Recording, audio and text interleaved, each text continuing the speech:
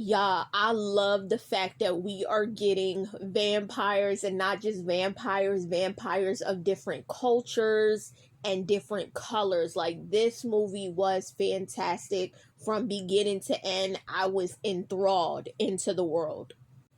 The movie is called Sinners because everybody in this movie sins, whether it's the Michael B. Jordan playing the two brothers, Smoke and Stack, who basically ripped off people in the city, and they end up coming back to Mississippi, where they take this blood money that they have and try to pour into the community. They're kind of like hood niggas slash activists, and everybody kind of knows them, and everybody in Mississippi is kind of entangled. Like, you have the Asian couple, you have, Haley Steinfeld's character. Like, everybody is entangled, and it's kind of like, because they're coming back to Mississippi, they're reintroduced to their family, their friends, and you kind of get introduced with them as well. It is fantastic. Like, just the way vampirism was used in the movie, how vampire, like, even when it comes to Interview with the Vampire with Lestat, like, vampirism is like this allegory for freedom, like community, escape from everyday life oppression. And I loved it. I loved that the vampire, I don't know if other people peeped it, but the vampire, the white vampire in the movie, he was Irish, and that to me stood out. He was an Irishman. And if you know the thing about Irish people, they they had their culture and their land overtaken by the British, and they were uprooted, and a lot of the things that they had, died with their ancestors. So the fact that you had this white man, but it wasn't just a white man, it was a Irish man who was coming to these black people and was trying to liberate them in the most sickest demonic way possible. Because if you watch the movie, Sammy has a gift, and people who are very spiritual, in tune with the spirit, with God, with Jesus, they are able to attract things when they sing in a certain frequency, just like how the Illuminati modern day, the voice, the spirit, it can draw in, it can attract, the darkness as well as the light. And this Irish vampire, like, he wanted to take Sam's gift, but he wanted it for himself. He wanted to colonize it. He wanted to make his own community. He needed it. He wanted that feeling of love and aspiration. He wanted to feel alive, and through art and through music, you can definitely live on. And he wanted it for himself. He wanted that thing that he had in his spirit. He wanted to just take it for himself and basically colonize it. Like, I loved it. I loved how when he saw the Ku Klux Klan members, because let me tell you something, the Native Americans were great. They warned these white people. They asked him, are y'all hiding this vampire? He's not what he seems. They said no because they was racist. They didn't waste no time. They came, they conquered, they did what they could, and they got the fuck on. That to me was hilarious. And even the way the vampire was able to switch tactics, like, he was not able to appeal to their humanity to let him inside. So of course he used the fact that he had gold and money to appeal to these racist white people in order to let him in. You know what I mean?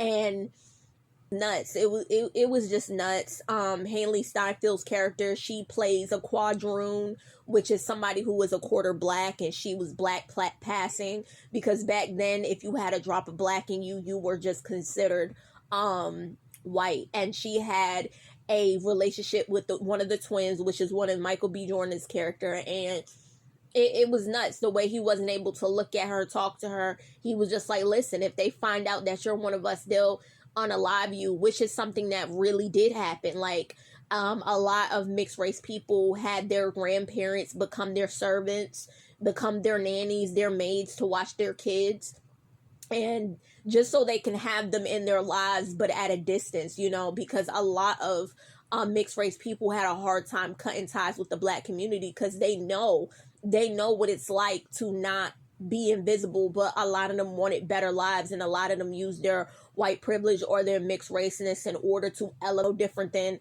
Zendaya.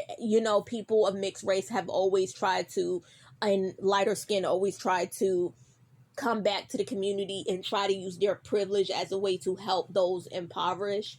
I love the fact that the Asian couple was there when we talk about the intertwine between immigrants. They had a store for the white folks, and then they had a store for the black folks, and they was able to teeter the line, but they know that they can never really be their true self around the white folks. So, a lot of minorities, whether it was Asians, Hispanic, or Indian, they always wanted to be a part of the culture. They always wanted to have some type of sense of family. And I noticed that's really what it's about. It's about community.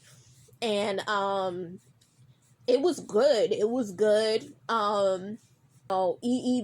Even in, like, everybody was a sinner. Everybody was sinning. Everybody was lying. Everybody was just trying to make it through.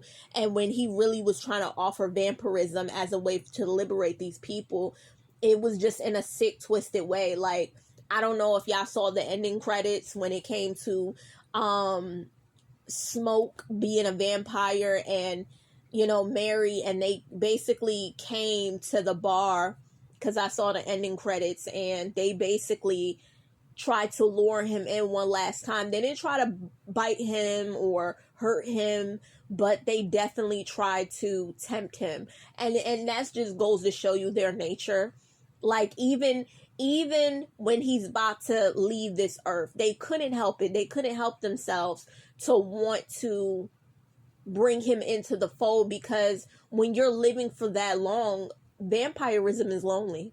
It's a lonely existence. You have everything you need. You have the power, you have the money, but it's lonely. What you're missing at your core is a sense of family, is a sense of love. And they try to create this distorted, demonic version of heaven on earth, but they just not able to.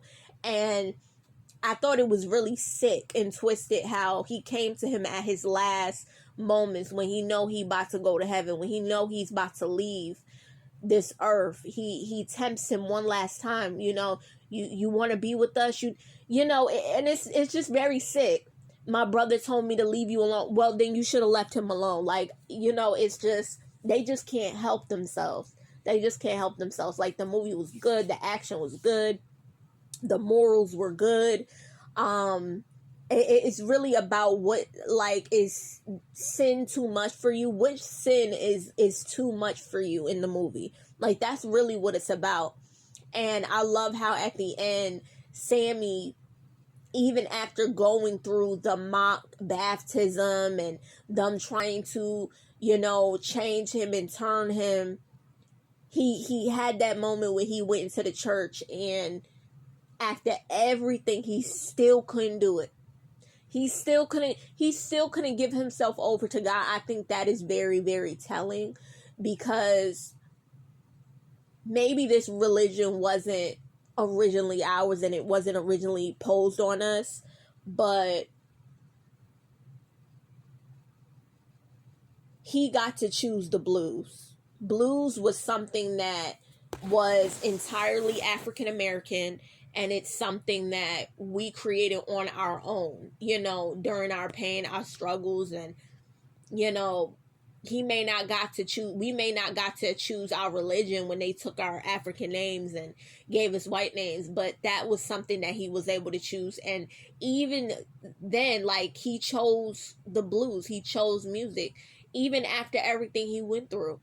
Because as I was watching the father, like, he had this distorted version of the church and acceptance and what you needed to do and how to do it. And we are God's people. Like, it's a blessing. We are made in his image. It's a blessing, it's a curse. Y'all tell me what y'all think in the comment section below. Love you. Bye.